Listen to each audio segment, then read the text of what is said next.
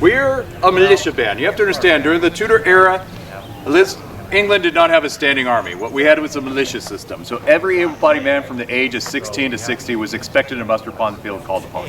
So we're not professional soldiers. So we wanted weapons that were simple for us to use.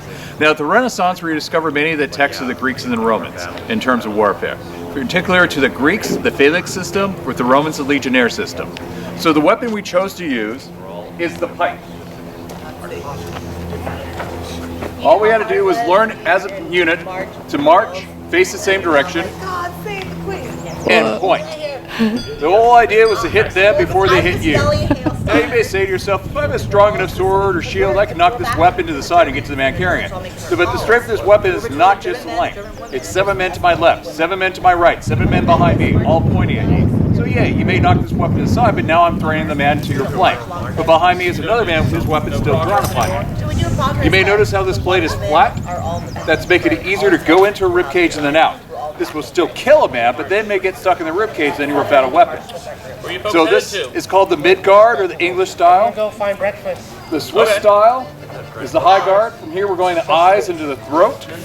The low guard is called the Dutch style. From here we're going to the leg, into the groin. Man's wearing a breastplate underneath the breastplate into their stomach.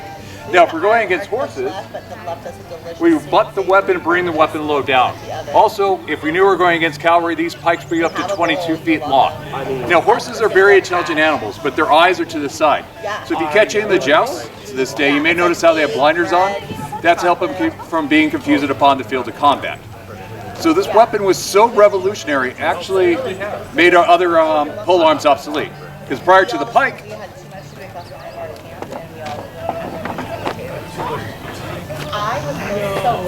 we used the billhook. Now you have to understand, most men in England were farmers, so we wanted weapons to be familiar with. So the billhook, very similar to a plow or a scythe.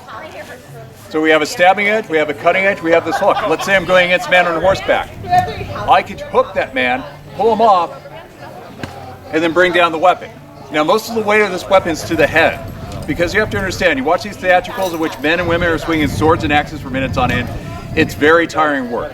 So we wanted weapons that did most of the work for us. So simply from a high guard, I can let gravity do most of the work for me. But the thing is, this is about 8 feet, the pike is 14 feet. Who's going to hit first? Oh, the longer?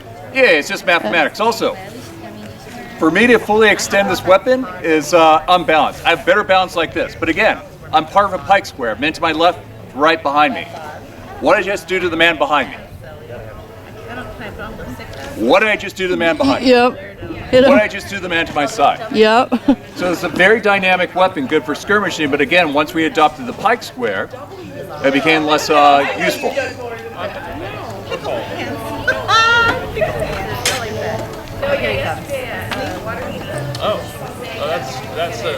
So this is a poleaxe. If it had a spike at the end, this would be considered a halberd. So we have a cutting edge, we have this beveled hammer edge. So if I did hit a man in armor, it's not going to kill him. What's going to do? It's going to push that metal into him. So every time he moves, every time he breathes, it's going to cut into him. Because I don't necessarily have to kill the man I'm fighting against.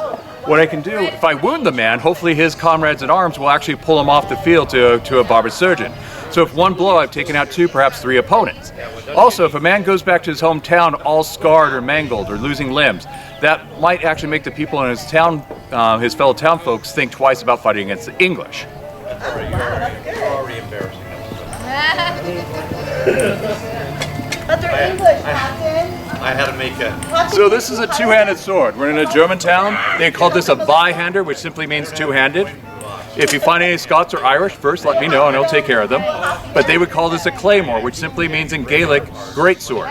These weapons were actually designed to actually break off pike heads. So our German mercenaries, the Landskadets, these first waves of soldier were called Forlorn Hope because they were expect more or less a suicide mission. So those men were actually paid double in order to incentivize them to fight. So everything about a weapon had a purpose. We have this cross guard here, so let's say a man's coming down, I could hook him and come in. Now, if I hit somebody in the... Have you heard the expression to pummel somebody? Oh, yes. What does it mean to pummel? Hit them repeatedly. Yeah, it actually comes from the word pommel, which is the base of a sword. So I could come in, pommel strike, and then attack. But worry not, I have hours of training. Yeah. Now as a pikeman, the problem is eventually my pike's gonna break, but I'm still part of a pike square. I still have men around me. So the weapon that we preferred to use was the longsword. Everything I needed to do as far as my blocks, I'm doing the frame of my body. All my attacks, the frame of my body. Now you may see some men who fight like this. One, what did I just do to the man behind me? Hit I him. just hit him in the face. Also, from here to here, that split second could be the difference between life and death. Okay, mistress? Oh, you may hope. Is that heavier or lighter than you thought it would be? It's got a good weight to it. So how It's heavy a do you little think it heavy. is? I don't know. I don't think it weighs more than 5 pounds. 2 to 3 pounds. Oh, really? Yeah, again, we do not want weapons that were going to tire us out. Now you may notice this ridge down the center. This is called the fuller. We realized the blade did not have to be the same thickness throughout. So by pushing the metal from the center to the edges made the blade stronger, where it needs to be. Now this is not razor sharp, because you have to understand, the sharper the metal, the thinner it is. Because on the field of combat, we're literally chopping into meat and bone, leather, and metal armor.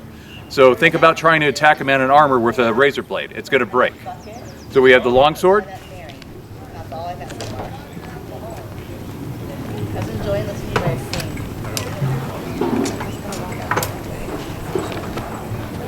We have the rapier.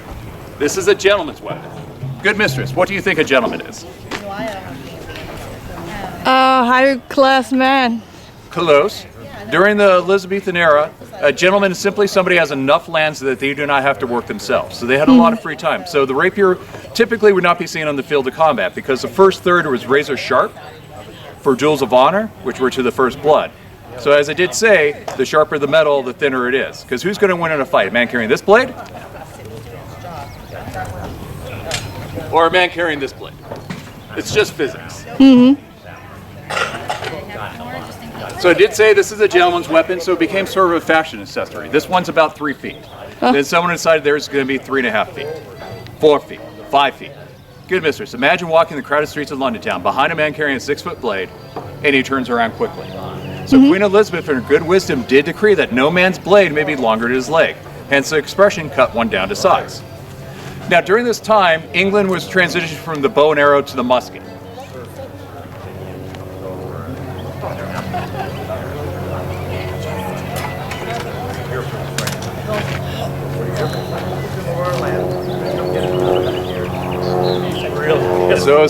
So it takes a lifetime to be able to use a bow and arrow efficiently on the field of combat. It only takes a few weeks to train a man to use a musket. Now, we did not actually have gunsmiths. So as the company clerk, when my good Captain Ted say, I need a musket, what I would do, I would go to a locksmith for the trigger mechanism.